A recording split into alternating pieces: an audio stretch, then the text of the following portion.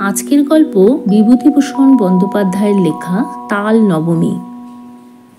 ঝমঝম বর্ষা, ভাদ্র মাসের দিন। আজ দিন 15 ধরে বর্ষা নেমেছে, তার কোনো বিরামও নেই, বিশ্রামও নেই। ক্ষুদিরাম ভট্টাচার্যের বাড়ি আজ 2 দিন হাঁড়ি চড়েনি। ক্ষুদিরাম সামান্য আয়ের গৃহস্থ, জমি জমার সামান্য কিছু আয় এবং 2-4 ঘর শিষ্য যজমানদের বাড়ি ঘুরে ঘুরে কায়ক্লেশে সংসার চলে। এই ভীষণ বর্ষায় গ্রামের কত গৃহস্থের বাড়িতেই পুত্র কন্যা অনাহারে আছে। ক্ষুদিরাম তো সামান্য গৃহস্থ মাত্র। যজমান বাড়ি থেকে যে কটি ধান এসেছিল তা ফুরিয়ে গিয়েছে। ভাদ্রের শেষে আউশ ধান চাষিদের ঘরে উঠলে তবে আবার কিছু ধান ঘরে আসবে। ছেলেপুলেরা দুবেলা পেট পুড়ে খেতে পাবে। নেপাল ও গোপাল ক্ষুদিরামের 2 ছেলে। নেপালের বয়স বছর 12, গোপালের 10। কদিন থেকে পেট ভরে না খেতে পেয়ে ওরা 2 ভাইয়েই সংসারের ওপর বিরক্ত হয়ে উঠেছে। নেপাল বললে, এই গোপাল, খিদে পেয়েছে না তোর? গোপাল ছিপ চাঁচতে চাঁচতে বললে, হু দাদা। মাকে গিয়ে বল, আমারও পেট চুইচুই করছে। মা বকে, তুমি যাও দাদা। বকুক গে, আমার নাম করে মাকে বলতে পারবি নে? এমন সময় পাড়ার শিবু বাড়ুজ্যের ছেলে চুনিকে আসতে দেখে নেপাল ডাকলে, ও চুনি, শুনে যা। চুনি বয়সে নেপালের চেয়ে বড়, অবস্থাপন্ন গৃহস্থের ছেলে, বেশ চেহারা। নেপালের ডাকে সে ওদের উঠোনের বেড়ার কাছে দাঁড়িয়ে বললে, কি, আয় না ভেতরে। না, যাব না, বেলা যাচ্ছে। আমি জটি পিসিমাদের বাড়ি যাচ্ছি। মা সেখানে রয়েছে কি না ডাকতে যাচ্ছি। কেন, তোর মা এখন সেখানে যে? ওদের ডাল ভাঙতে গেছে। তাল নবমীর বেট তো আসছে এই মঙ্গলবার। ওদের বাড়ি লোকজন খাবে। সত্যি? তা জানিস না বুঝি? আমাদের বাড়ির সবাইকে নেমন্তন্ন করবে, গাঁয়েও বলবে। আমাদেরও করবে? সবাইকে যখন নেমন্তন্ন করবে তোদের কি বাদ দেবে? চুনি চলে গেলে নেপাল ছোট ভাইকে বললে, আজ কি বার রে? তা তুই কি জানিস? আজ শুক্রবার বোধ হয়, মঙ্গলবারে নেমন্তন্ন। গোপাল বললে, কি মজা না দাদা? চুপ করে থাক, তোর বুদ্ধি শুদ্ধি নেই। তাল নবমীর বেটতোয় তালের বড়া করে, তুই জানিস?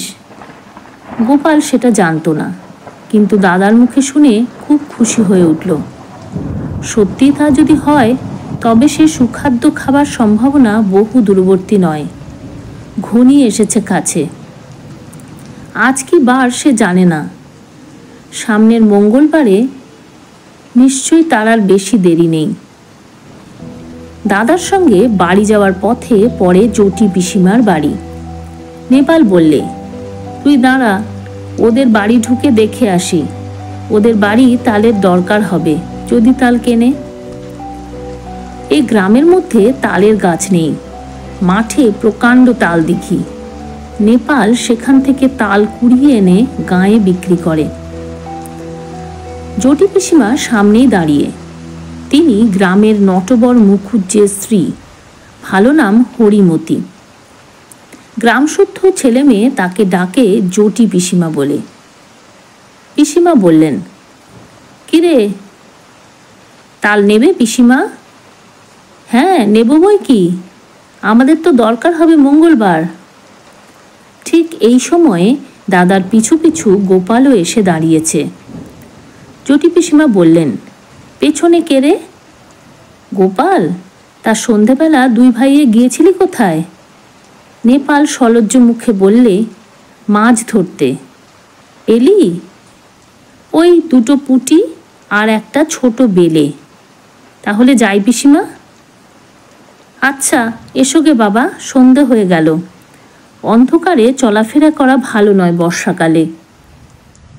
জটি পিসিমা তাল সম্বন্ধে আর কোনো আগ্রহ দেখালেন না, বা তাল নবমীর ব্রত উপলক্ষে তাদের নিমন্ত্রণ করার উল্লেখও করলেন না।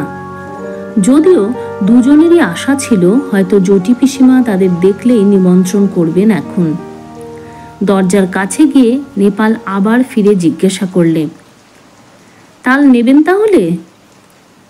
তাল? তা দিয়ে যেও বাবা। কটা করে পয়সায়? 2টো করে দিচ্ছি পিসিমা। তা নেবেন আপনি? 3টে করেই নেবেন। বেশ কালো হেরে তাল তো, আমাদের তালের পিঠে হবে তাল নবমীর দিন। ভালো তাল চাই, মিশ কালো তাল পাবেন, দেখে নেবেন আপনি। গোপাল বাইরে এসেই দাদাকে বললে, কবে তাল দিবি দাদা? কাল। তুই ওদের কাছে পয়সা নিস নে দাদা। নেপাল আশ্চর্য হয়ে বললে, কেন রে? তাহলে আমাদের নিমন্ত্রণ করবে দেখিস এখন। দূর, তা হয় না। আমি কষ্ট করে তাল কুড়োবো আর পয়সা নেব না? রাত্রে বৃষ্টি নামে, হুহু বাদলার হাওয়া সেই সঙ্গে।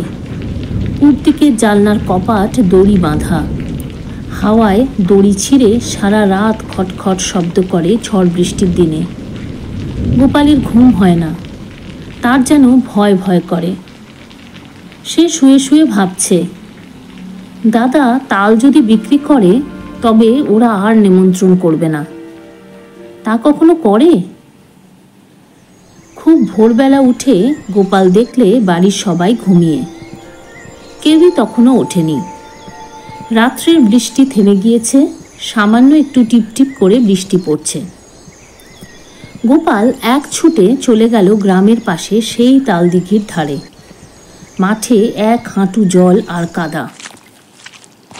গ্রামের উত্তর পাড়ার গণেশ কাওড়া লাঙল ঘাড়ে এই এত সকালে মাঠে যাচ্ছে।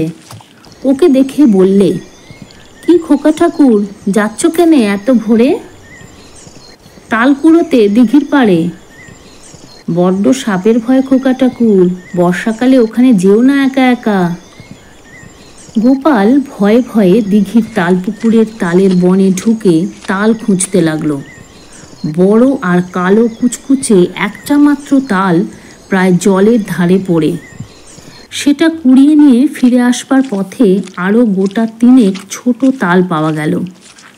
ছেলে মানুষ, এত তাল বয়ে আনার সাধ্য নেই। 2টি মাত্র তাল নিয়ে সোজা একেবারে জটি পিসিমার বাড়ি হাজির হলো। জটি পিসিমা সবেমাত্র সদর দোর খুলে দোরগোড়ায় জলের ধারা দিচ্ছেন। ওকে এত সকালে দেখে অবাক হয়ে বললেন, কিরে খোকা? গোপাল একগাল হেসে বললে, তোমার জন্য তাল এনেছি পিসিমা। জটি পিসিমা আর কিছু না বলে তাল 2টো হাতে করে নিয়ে বাড়ির ভেতরে চলে গেলেন। গোপাল একবার ভাবলে তাল নবমী কবে জিজ্ঞাসা করে, কিন্তু সাহসও কুলোয় না তার। সারাদিন গোপালের মন খেলাধুলোর ফাঁকে কেবলই অন্যমনস্ক হয়ে পড়ে। ঘন বর্ষার দুপুরে মুখ উঁচু করে দেখে, নারকোল গাছের মাথা থেকে পাতা বেয়ে জল ঝরে পড়ছে। বাঁশঝাড় নুয়ে নুয়ে পড়ছে বাদলার হাওয়ায়। বকুলতলার ডোবায় কটকটে ব্যাঙের দল থেকে থেকে ডাকছে। গোপাল জিজ্ঞাসা করলে, ব্যাঙগুলো আজকাল তেমন ডাকে না কেন মা?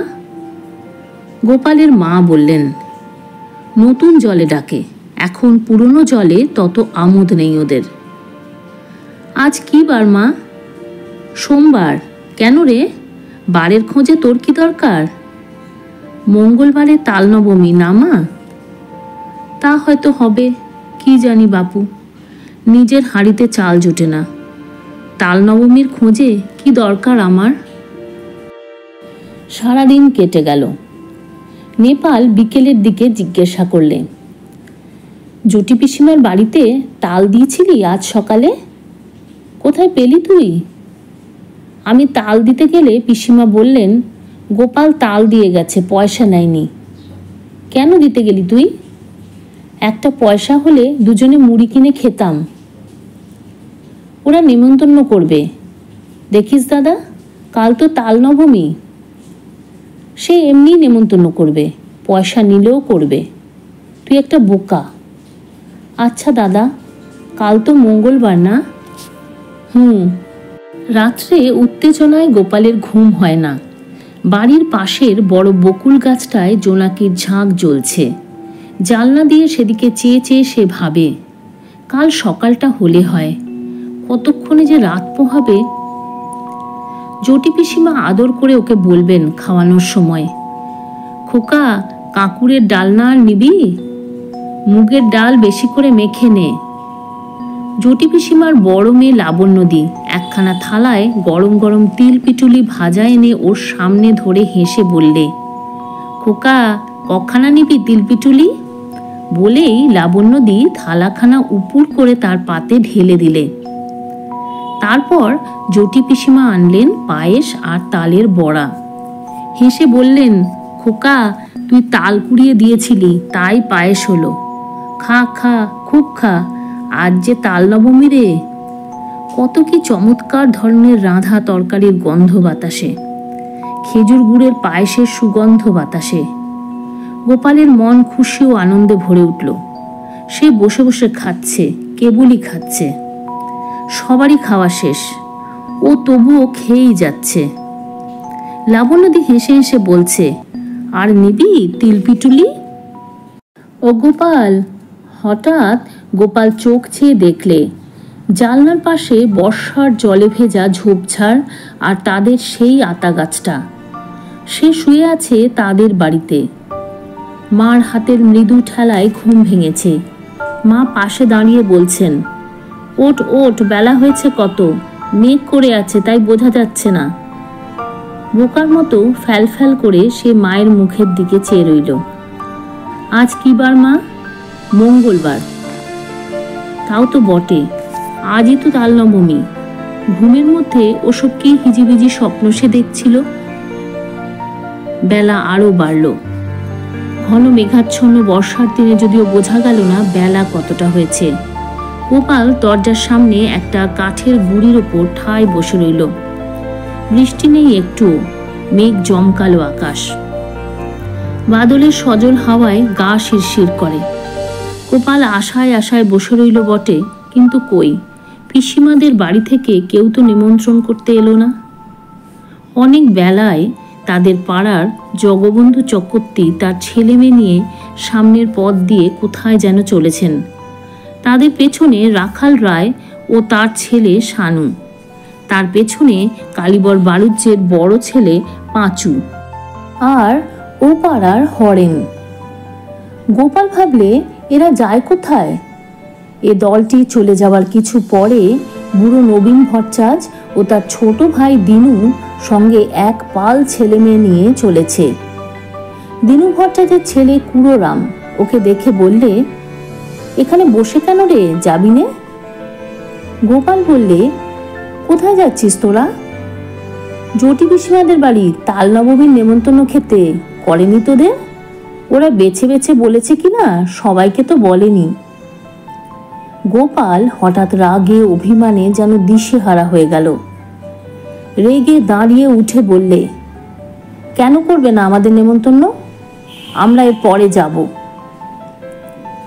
রাগ করবার মতো কি কথা সে বলেছে বুঝতে না পেরে কুড়োরাম অবাক হয়ে বললে, বারে, তা অত রাগ করিস কেন, কি হয়েছে?